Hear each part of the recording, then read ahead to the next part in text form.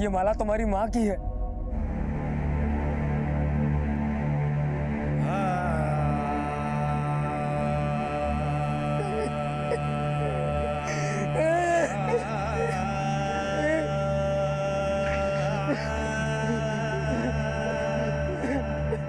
आपने जो देखा होगा उसे देखकर शायद आपको विश्वास नहीं हो रहा होगा। आपके हाथ पैर ठंडे पड़ गए होंगे और आपके रोंगटे खड़े हो गए होंगे। आज हम आपको एक ऐसे दिल दहला देने वाले केस से रूबरू कराएंगे जहां राजस्थान के एक छोटे से गांव में कुछ लोगों को झोपड़े में बंद करके जिंदा जला दिया गया। आखिर कोई इतना कठोर दिल कैसे हो सकता है? क्या ऐसा करने वालों के दिल में जरा सी भी दया नहीं बची थी? आखिर क्यों इन लोगों को जिंदा जला दिया गया? क्या गांव में फैली महामारी ही इस अपराध की वजह थी जो इस कदर बर्बरता से इन गांव वालों को मार दिया गया? क्या इस अपराध के पीछे कोई एक इंसान था या फिर पूरा का पूरा गांव ही इस घृणित अपराध में शामिल था? दीदी, सारे गांव वालों ने हमारे साथ धोखा करा है। हमारे माँ बापू को इन लोगों ने गांव से बाहर निकाल दिया और अब गांव के बाहर वाली उस पहाड़ी में उन सारे लोगों की जली हुई लाशें मैंने देखी।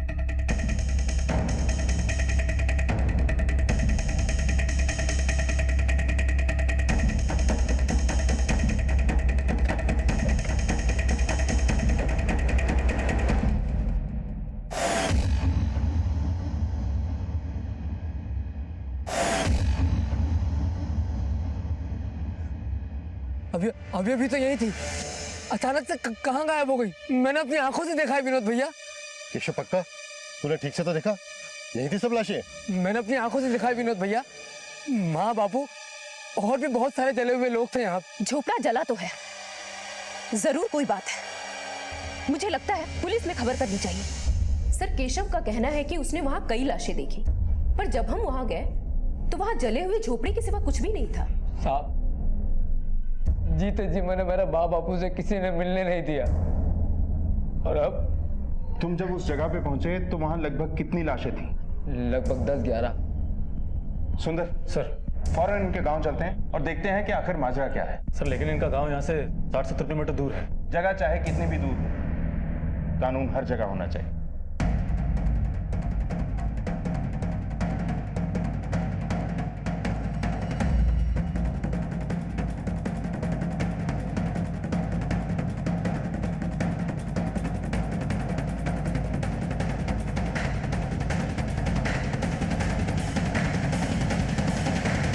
यही जगह है सर, यहीं पे देखा था मैंने।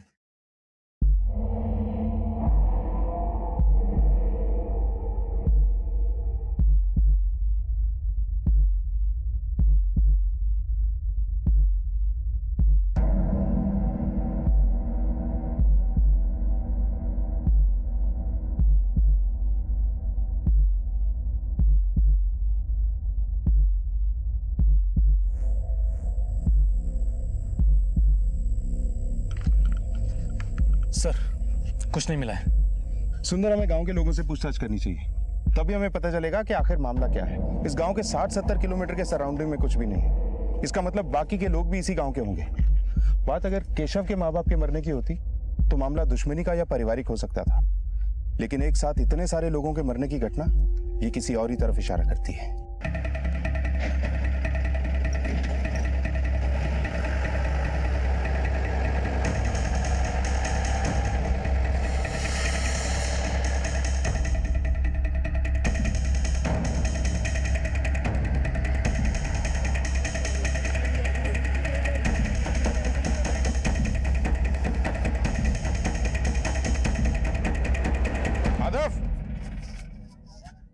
जी साहब।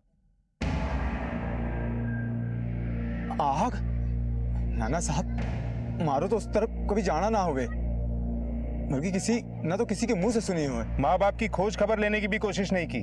नहीं साहब, वो सरपंच जी ने फरमान जारी किया था। कैसा फरमान? गांव के कुछ लोग अशुद्ध हो गए थे, सबको बीमारी हो गई थी, एक दूसरे को देख लेने से भी बीमारी फैल जाती थी। इसलिए गांव के सरपंच जी ने उन गांव वालों को गांव से बाहर निकालने का आदेश दे दिया और ये भी कहा साहब कि अगर उनसे कोई मिलेगा तो उनको गांव में घुसने नहीं दिया जाएगा। इसलिए साहब हम कभी उधर जाते भी ना थे। ये बात है दरोगा साहब। अरे आप करो हमारे गांव की तरफ कैसे? अब कुछ ठीक तो है ना? हम अक्सर वहीं दिखाई देते हैं सरपंच साहब जहाँ कुछ ठीक नहीं होता है। क्या बात कर रहे हो? आज तक तो आप लोग कभी इस गांव में आए नहीं थे, पर सब कुछ ठीक ही चल रहा था। क्या? गांव के बाहर एक झोपड़े में केशव ने कुछ लोगों की जली हुई लाशें देखी थी। इससे पहले कि ये किसी को कुछ बताता, किसी ने उन लाशों को ठिकाने लगा दिया। और अभी अभी हमें ये पता लगा है कि कुछ दिनों पहले आपके हुक्म से कुछ लोगों को इस गांव से निकाल दिया गया था। हाँ, छुआछूत वाली बीमारी थी उनको, सारा गांव चपेट में आ रहा था उसके। देखिए, हम सरपंच है इस गांव के, गांव का भला और गांव वालों का स्वास्थ्य हमारी जिम्मेदारी, हमारी। इसीलिए हमने फरमान जारी किया था। हुक्म, वो पहाड़ी के पास तो अक्सर वो तांत्रिक ने देखे गए हो जो 2 साल पहले नरबली वाला मामला में जेल गए हो। और पहाड़ी के पास तो वो कोई घर है, कहीं ये सारे मामले में उसी का तो हाथ नहीं है? ये किस तांत्रिक की बात कर रहे हो तुम? सही बोल रहा है, ये पागल है वो आदमी। हमें तो लगता है कि ये सारा उसी का किया कराया है। जाइए, उसे पकड़िए, इस गांव में आपको कुछ नहीं मिलेगा, उसके पीछे भागिए। तांत्रिक है, तंत्र मंत्र के लिए बलि तो चढ़े हैं।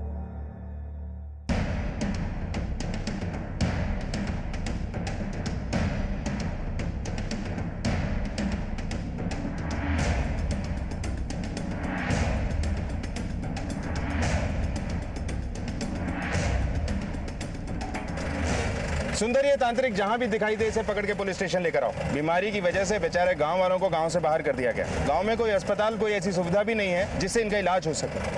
आखिर इन लोगों को ऐसी कौन सी बीमारी थी जो एक दूसरे में फैल रही थी, और तांत्रिक ने इतनी सारी लाशों को कब गायब किया होगा? सर शायद ऐसा हुआ होगा, जब केशव पहली बार वहां पर गया होगा तो उसने उसे वहां देख लिया होगा, और केशव के जाने के बाद तांत्रिक ने सारी लाशों को ठिकाने लगा दिया होगा। एक काम करो, अपने 2 कांस्टेबल्स को इस गांव में छोड़ दो। ये तांत्रिक जरूर किसी और को अपना अगला शिकार बनाने की कोशिश करेगा, और इसकी नरबली वाली फाइल्स भी निकलवाओ। पता करते हैं कि इसने और क्या क्या कारनामे किए हैं।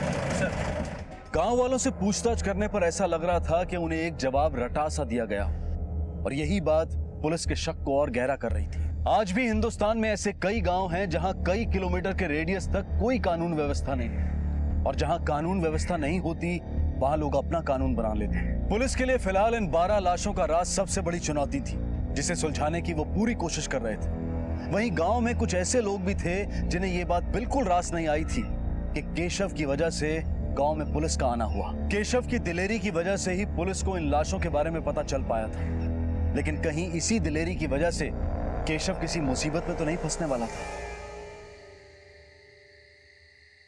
देख केशव, हो सकता है वो लोग कोई और हो, माँ बापू सा कहीं और चले गए हो। काश ऐसा ही हुआ हो भैया।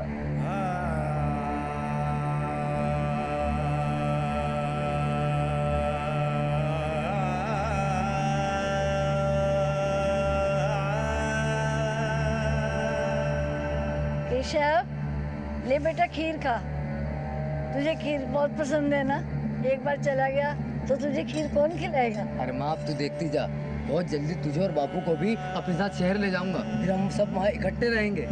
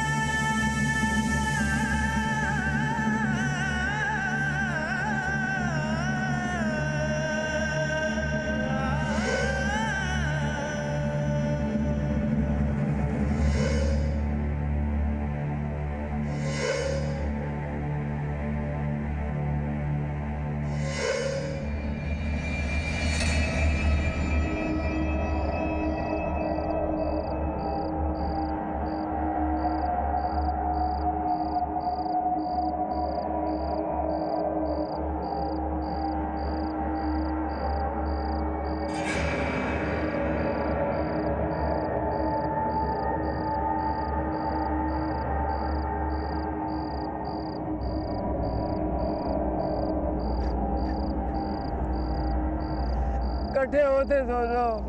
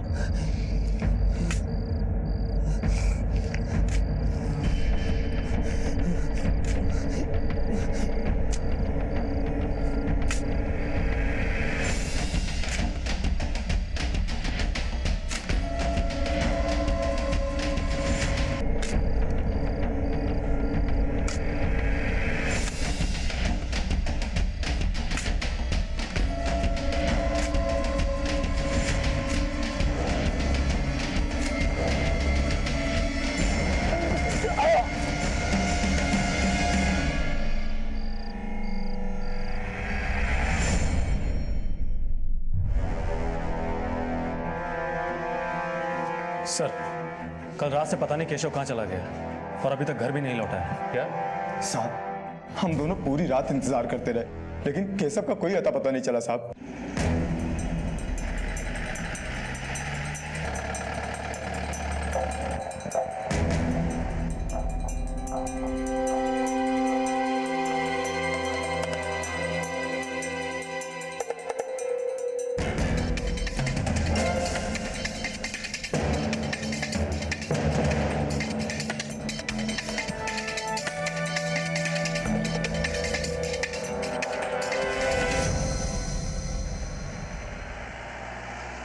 अरे रुको, तुम इसी गांव के हो? जी हुजूर। माधव के भाई केशव को पहचानते हो, जो भी मुंबई से आया है? जी हुजूर, केशव को तो मैं पहचानता हूँ। वो कल रात यहीं घूम रहा था, पर बड़ा परेशान सा लग रहा था हुजूर। किस तरफ गया था वो? हुजूर, वो इसी तरफ गया था। ठीक है, तुम जाओ।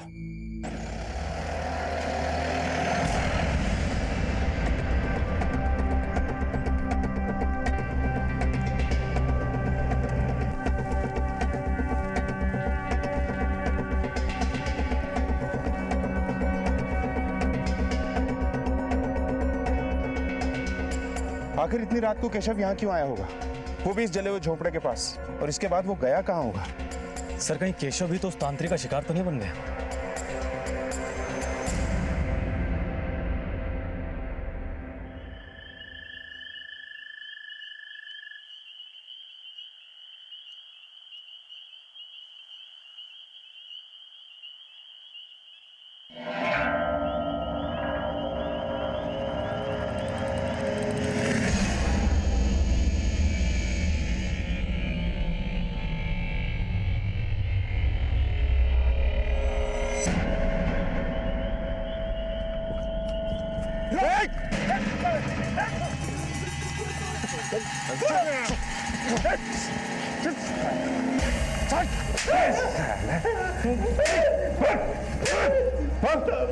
बोल, क्यों कर रहा है ये सब? क्यों नहीं सबकी जान?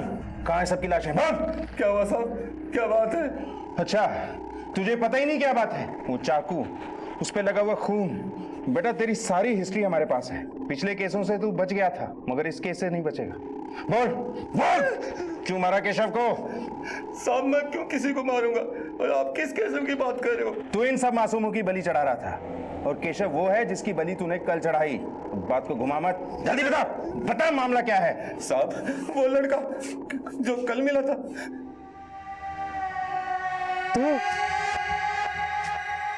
तूने मारा उन सबको? तू पागल है क्या? ये क्या बोल रहा तू? तूने उन मासूमों की बलि चढ़ा दी जो उस दिन उस झोपड़ी में थे। तू मुझे गलत समझ रहा है, मैं इंसानों की बलि नहीं चढ़ाता। अरे तो फिर ये क्या है? ये सब जानवर है।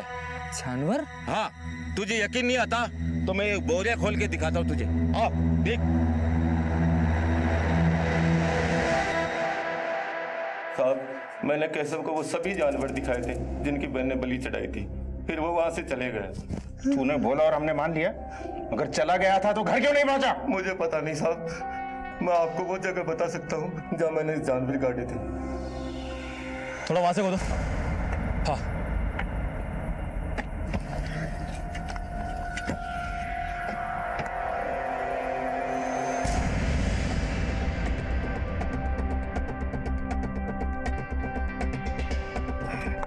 ये देखिए सर। सर, यहाँ तो सारे जगहों से गड़े हुए जानवरों की लाशें मिली हैं। जानवर की लाश? वैसे उसके चाकू पे लगे खून की रिपोर्ट भी आ चुकी है। वो खून के निशान भी किसी जानवर के ही थे। सर, अगर तांत्रिक ने कुछ नहीं किया तो फिर इसके पीछे कौन हो सकता है? और केशव कहाँ गया होगा? सुंदर, इसी सवाल की गुत्थी तो सुलझ नहीं रही है।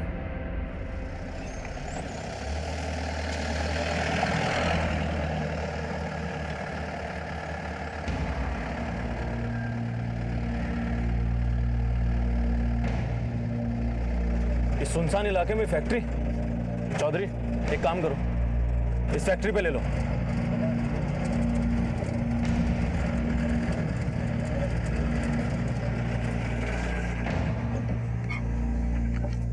ए, दरवाजा खोल।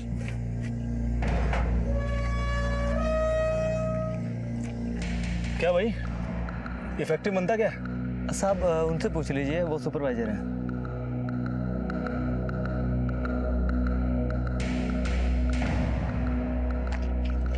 जी बोलिए। ये फैक्ट्री किसकी है? फैक्ट्री तो सरपंच जी की है। किस चीज की फैक्ट्री है और इतनी बदबू क्या आ रही है? आपको जो कुछ ही पूछना है आप सरपंच जी से पूछ लीजिए।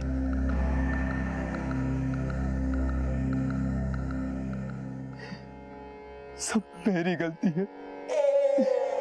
रिश्तों का मोह समझ ही ना पायो। जिस तरह मैं अपने बच्चों के बारे में सोचता रहा वैसे ही मेरे माँ बाप मेरे बारे में सोचते रहे। देखो मासा, आप लोग यहाँ रुकोगे तो ये बीमारी सब में फैल जाएगी। वैसे भी गांव वाले सरपंच जी का दरवाजा खटखटाने वाले हैं और अंदर की बात तो ये है कि सारे रोगियों को गांव से बाहर निकाल दिया जाएगा, वरना कहीं ये बीमारी हम लोगों को ना लग जाए। और आप लोगों के लिए मैं इसे खतरे में नहीं डाल सकता हूँ। तू चिंता मत कर बेटा, हम लोग यहाँ से चले जाएंगे कहीं दूर।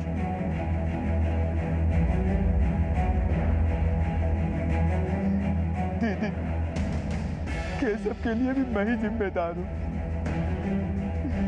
अगर मैंने उसका ध्यान रखा होता तो वो मेरे साथ होता।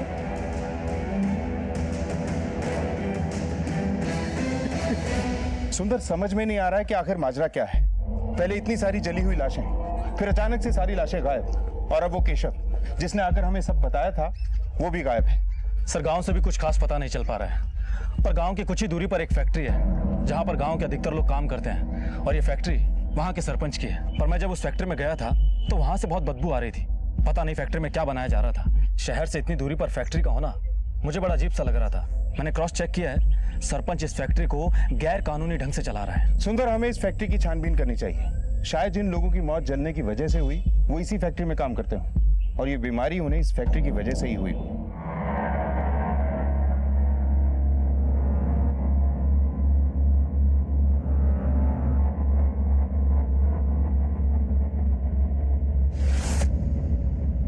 इसका पीछा करो।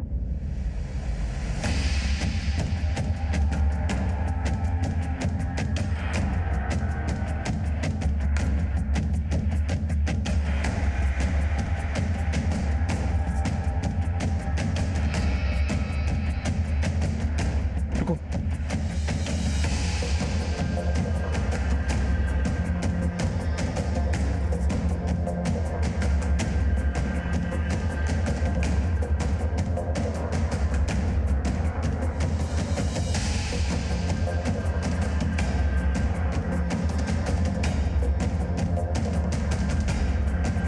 देखो अच्छी तरह।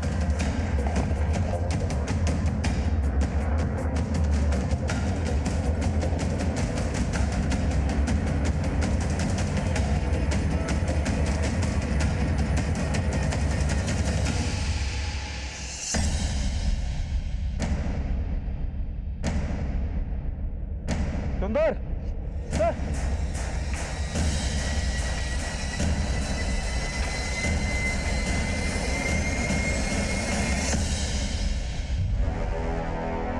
तुमने ये गैर कानूनी फैक्ट्री चलाकर बहुत बड़ा अपराध किया है। ताला लगेगा तुम्हारी किस्मत पर और इस फैक्ट्री पर।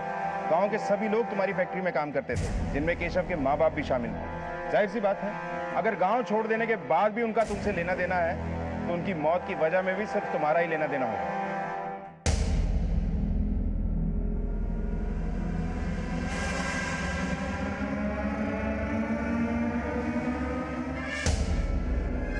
दरोगा साहब, जो मारो गांव है, मारे को यहां से लेके जाना इतना आसान ना है। आपको लेके तो जाएंगे ही सरपंच साहब, आज नहीं तो फिर कभी से। चलो।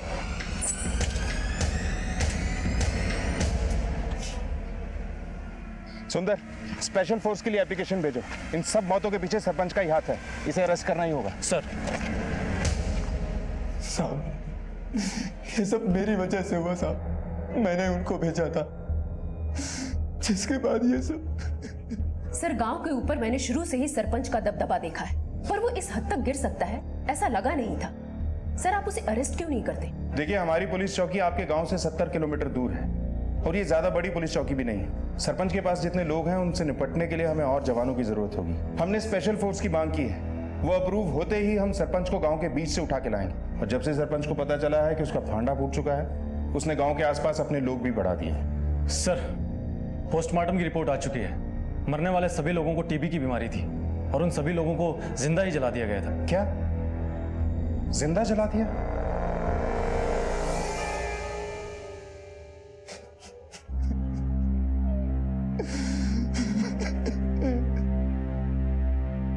टीबी यानी ट्यूबरकुलोसिस, जिसे हिंदी में क्षय रोग भी कहते हैं, ये एक ऐसा रोग है जो एक इंसान से दूसरे इंसान में फैलता है। हिंदुस्तान में हर साल तकरीबन 12 लाख लोग टीबी से ग्रसित होते हैं और उनमें से मरने वालों का आंकड़ा हर साल लगभग 2.5 लाख के भी ऊपर जा चुका है। ऐसा नहीं है कि इस रोग का इलाज संभव नहीं है। इस रोग का इलाज भारत सरकार द्वारा मुफ्त में किया जाता है, लेकिन कई पिछड़े हुए क्षेत्रों के लोग इस सुविधा का फायदा नहीं उठा पाते। वजह सिर्फ एक ही है, शिक्षा की कमी। पोस्टमार्टम की रिपोर्ट से खुलासा हुआ था कि जो 12 शव गांव से बरामद हुए थे, उन सभी को टीबी था और उन्हें बड़ी ही निष्ठुरता से भूखे रखने के बाद जला दिया गया था। पुलिस की तहकीकात का रुख अब एक फैक्ट्री की तरफ मुड़ गया था, जहां माधव के माता पिता काम करते थे। उन्होंने तय कर लिया था कि वो उस फैक्ट्री में जाकर और जानकारी हासिल करेंगे, क्योंकि वो एक ऐसे क्लू की तलाश में थे जिससे इन निर्मम हत्याओं के राज से पर्दा उठ सके। सर, क्या ये सरपंच इतना बड़ा नेक्सस अकेला हैंडल कर सकता है? मुझे तो ऐसा लगता है कि इसके साथ कोई तो जरूर है। ये सब तब पता लगेगा सुंदर, जब सरपंच हमारे हाथ लगेगा। सर, मेरे पास एक आइडिया है। आइडिया थोड़ा अजीब है, पर फोर्स आने के अप्रूवल से पहले ट्राई कर सकते हैं।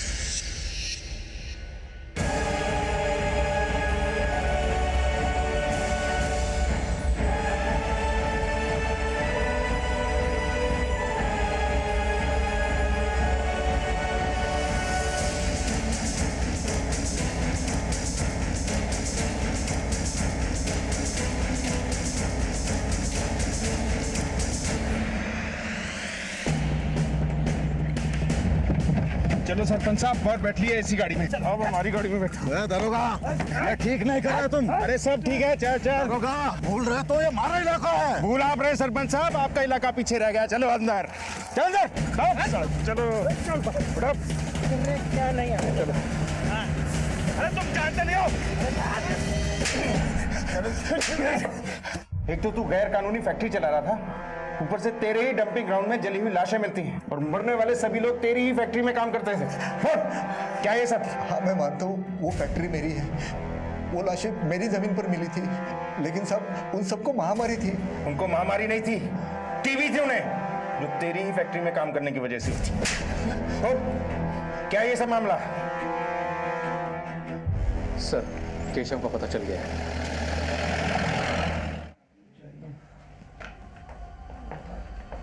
केशव,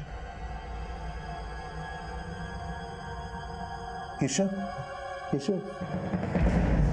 उठाओ इसे सर, केशव।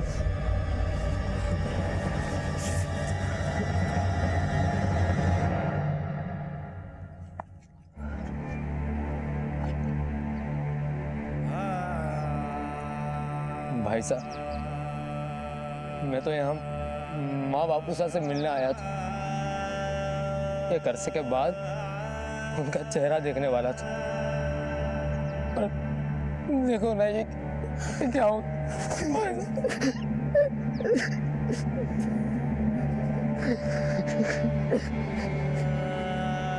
अब तक पुलिस के हाथ जितने भी सुराग लगे थे, वो किसी भी ठोस नतीजे तक पहुंचने के लिए काफी नहीं थे, क्योंकि ये पूरा अपराध इतने योजनाबद्ध तरीके से हुआ था कि अपराध की जड़ और कारण दोनों से ही पुलिस अनजान थी। अब भी कई सवाल पुलिस के सामने खड़े थे। केशव के माता पिता समेत उन गांव वालों को किसने जिंदा जलाया था? गांव में महामारी क्यों फैली? और इस पूरी योजना का सूत्रधार और सरपंच का साझेदार कौन था? इन सारे सवालों के जवाब मिलने अभी बाकी थे और इसी बीच केशव का पता चल गया और उसने जो बयान दिया उसने इस पूरे केस का रुख ही बदल दिया। उस रात जब मैं फिर से माँ बापू को ढूंढने पहाड़ी पर गया तो वहां मुझे वो तांत्रिक मिला। उसने बताया कि उसने गांव वालों को नहीं मारा,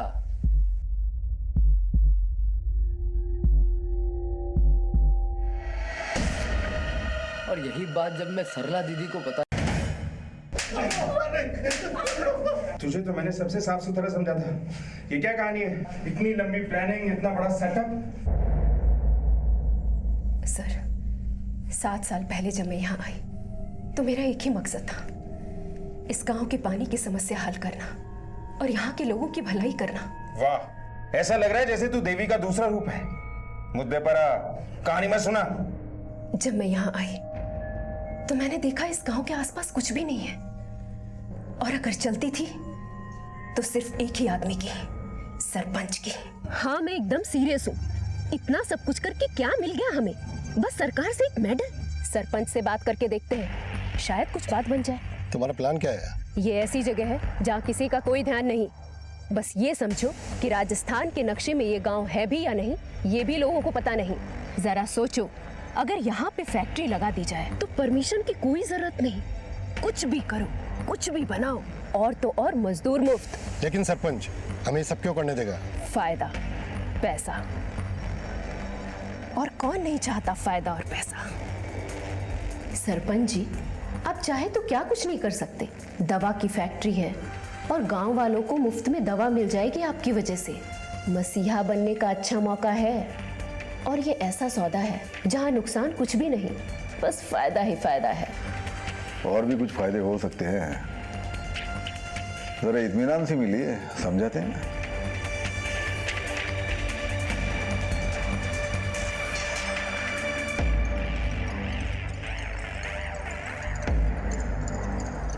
तो कल से फैक्ट्री के काम में हाथ लगा दे सरपंच जी।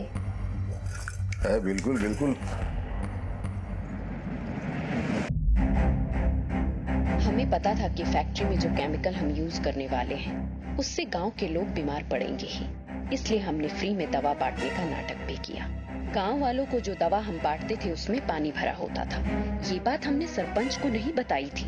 फैक्ट्री और बाकी का सब कुछ सरपंच के नाम पर चल रहा था।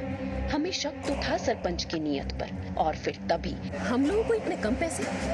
बात तो 50-50 की हुई थी ना? अरे बात हुई थी, कोई लिख के तो नहीं दिया था ना। ये ठीक नहीं है। ठीक लगे तो कर, वरना तंबू बम्बू उखाड़ के गांव से बाहर फेंकवा दूंगा। मैंने सोच लिया था कि इस गांव से सरपंच को उखाड़ फेंकूंगी। फैक्ट्री में धीरे धीरे लोग बीमार पड़ने लगे। उनकी बीमारी जब लोगों में फैलने लगी तो मैंने ही सरपंच से कहा कि उनको गांव से बाहर निकाल दें, ताकि फैक्ट्री में रात में भी काम करवा के उनसे ज्यादा मुनाफा कमाया जा सके।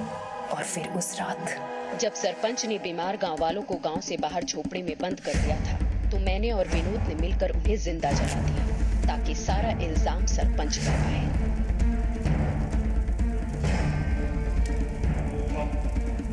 मेहनत हम करें और पैसे वो खा रहा था। अब देखती हूँ सरपंच को। झोपड़ा जलकर राख हो गया है और इन लाशों को उसकी जमीन पर फेंक कर आएंगे। उस दिन विनोद उन डेड बॉडीज को सरपंच की जमीन पर ठिकाने लगाने ही गया था कि वहां केशव आ गया। केशव के निकलते ही विनोद ने उन डेड बॉडीज को सरपंच के डंपिंग एरिया में डंप कर दिया, और केशव के आने से पहले ही विनोद वापस ऑफिस आ गया। हमने सोचा था इस मामले में सरपंच को फंसाकर पूरे गांव पर राज करेंगे, लेकिन सरपंच ने बड़ी चालाकी से सारे मामले को तांत्रिक की तरफ मोड़ दिया। केशव को क्यों गायब कर दिया था तुम लोगों ने? और कौन से लाशें उठ के बोलेंगे कि हमने उन्हें जलाया है? और रही बात सरपंच की, तो कानून को सबूत चाहिए जो वो दे नहीं सकता। केशव, अरे रुक जा, रुक।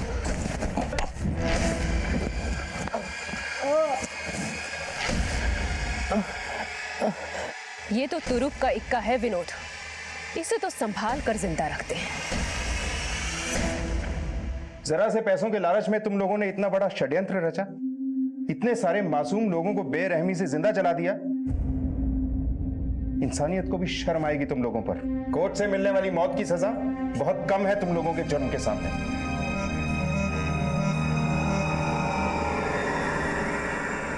चंद रुपयों के लालच में कई बहुमूल्य जिंदगियों को आग के हवाले कर दिया गया।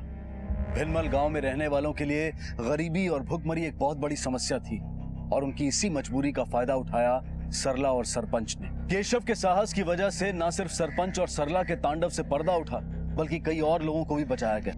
अगर केशव साहस ना दिखाता तो शायद इन लोगों का भी वही हश्र होता जो बाकियों का हुआ। अब मैं अनूप सोनी आपसे विदा लेता हूं। फिर मुलाकात होगी अगले एपिसोड में एक और चौंका देने वाले केस के साथ। तब तक अपना और अपने परिवार का ख्याल रखें और देखते रहें क्राइम पेट्रोल डायल 100। सबक एक को सीख हम सबको। जय हिंद।